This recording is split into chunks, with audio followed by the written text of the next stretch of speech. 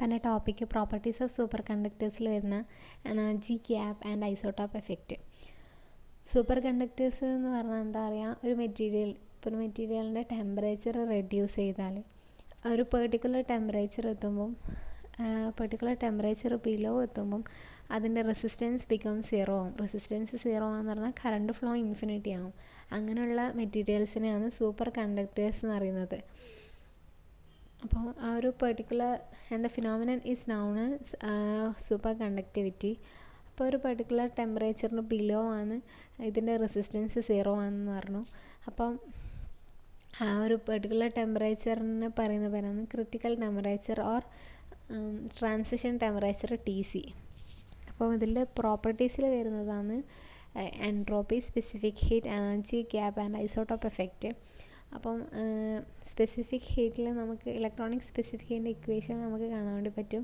Temperature dependence, അതായത് electronic specific heat is equal to equation വരുന്നത് AE⁻∆KBT ആണ്.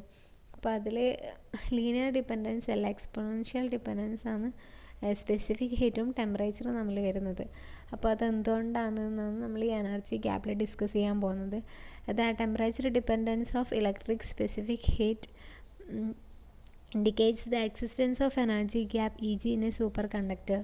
അപ്പം ഈ ഒരു എനർജി ഗ്യാപ്പ് EGയുടെ പ്രസൻസ് കൊണ്ടാണ് ഇലക്ട്രോണിക് സ്പെസിഫിക് ഹീറ്റ് ടെമ്പറേച്ചറിന് എക്സ്പോണൻഷ്യലായി ഡിപ്പെൻഡൻസ് വന്നത്.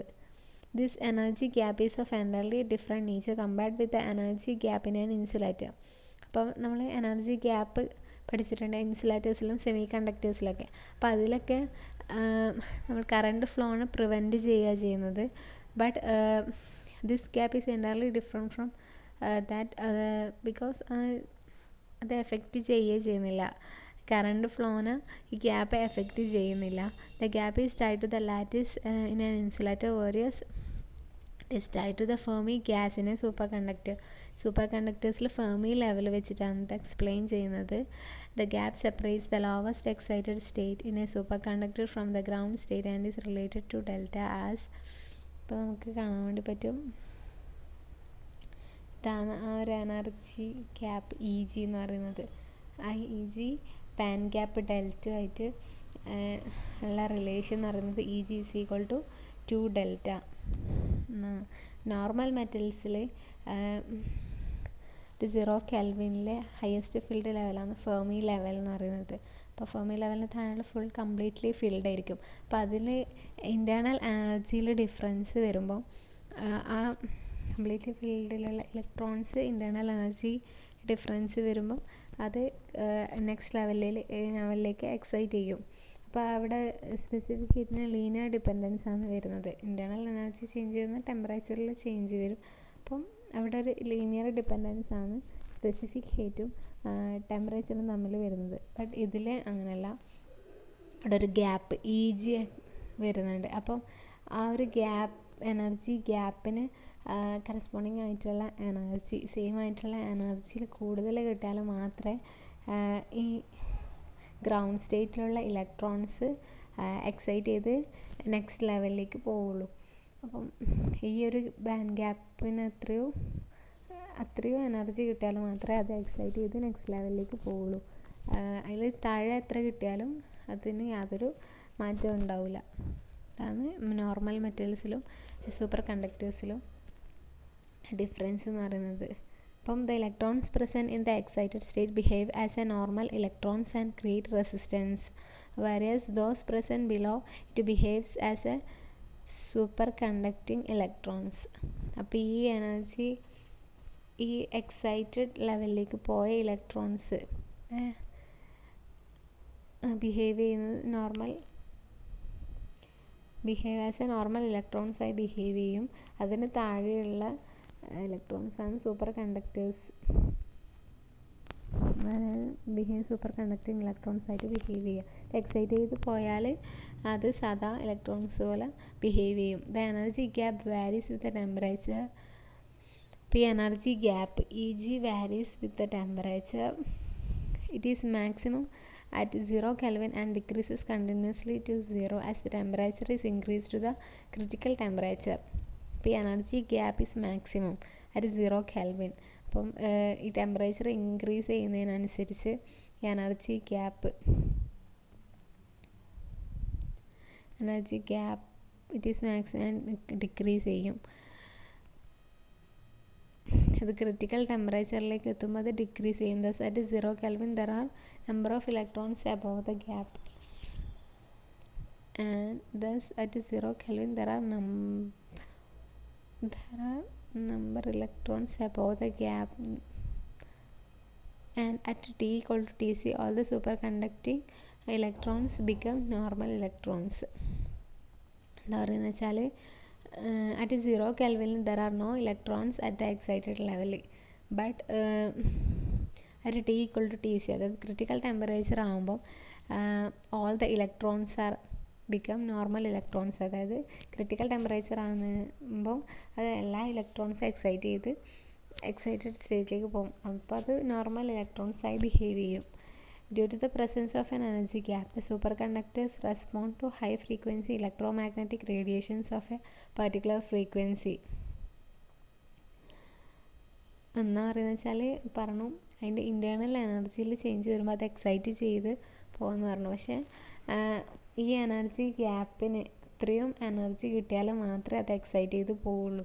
അപ്പം അത്രയും എനർജി വേണം. Electromagnetic radiations the superconductor respond to high frequency electromagnetic radiations of a particular frequency. Thus the energy gap is a characteristic feature of all superconductors which determines their thermal properties as well as their response to high frequency electromagnetic field. അപ്പം എന്താണെന്ന് പറയുന്നത് വെച്ചാൽ അത്രയും energy കിട്ടുക, ആ ഒരു ഗ്യാപ്പിനനുസരിച്ചുള്ള energy കിട്ടിയാൽ മാത്രമേ അത് എക്സൈറ്റ് ചെയ്ത് പോവുള്ളൂ. എക്സൈറ്റ് ചെയ്ത് പോയാൽ പിന്നെ അത് നോർമൽ ഇലക്ട്രോൺസ് ആയിട്ട് ബിഹേവ് ചെയ്യും. അപ്പം അറ്റ് 0 കെൽവിനിൽ ഓൾ ഇലക്ട്രോൺസ് ആയിട്ട് no electrons above the excited state ആയിരിക്കും. അത് T equal to Tc critical temperature ആകുമ്പം all the electrons excited and it behaves as a normal electrons. Energy gap എന്ന് പറയുന്നത് അത്രയാണ്. അപ്പം ഇതിൽ എക്സ്പ്ലെയിൻ ചെയ്യുന്നത് വെച്ചാൽ ഇലക്ട്രോണിക് സ്പെസിഫിക് ഹീറ്റിൻ്റെ ഡിപ്പെൻഡൻസ്, ടെമ്പറേച്ചറായിട്ടുള്ള ഡിപ്പെൻഡൻസ് അങ്ങനെ വരാനുള്ള റീസണാണ് ഈ എനർജി ഗ്യാപ്പ് വെച്ച് നമ്മൾ എക്സ്പ്ലെയിൻ ചെയ്തത്. നെക്സ്റ്റ് പ്രോപ്പർട്ടി എന്ന് പറയുന്നത് isotope effect. It was observed in the year 1950 that the transition temperature of a superconductor varies with its isotopic mass m.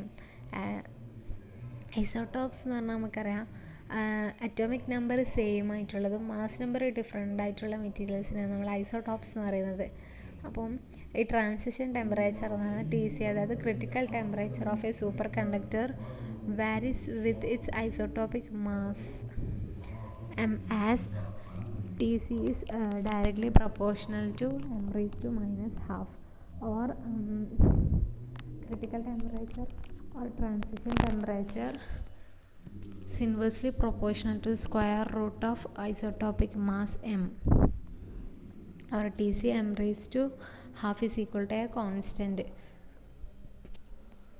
അപ്പോൾ എന്താ പറയുന്നത് വെച്ചാൽ thus the larger the isotopic mass lower the transition temperature. Isotopic mass കൂടുന്നതിനനുസരിച്ച് transition temperature കുറയും. And we know that the mean square amplitude of atomic or lattice vibrations at low temperature is proportional to m raised to minus half, and the Debye temperature theta d of the phonon spectrum is related to m as നമുക്കറിയുന്ന ഒരു ഇക്വേഷനാണ് theta D M raise to half is equal to a constant, and we have Tc m raised to half is equal to a constant, and from these two equations we obtain Tc by theta d is equal to a constant, or it can be written as Tc is directly proportional to theta d directly proportional to m raised to minus half. This equation indicate that the electron phonon interaction might be playing an important role for the occurrence of superconductivity. Electron ഫോണോ interactions അത് detail ആയിട്ട് discuss ചെയ്യും. ഇത്രയാണ് energy gap and isotope effect.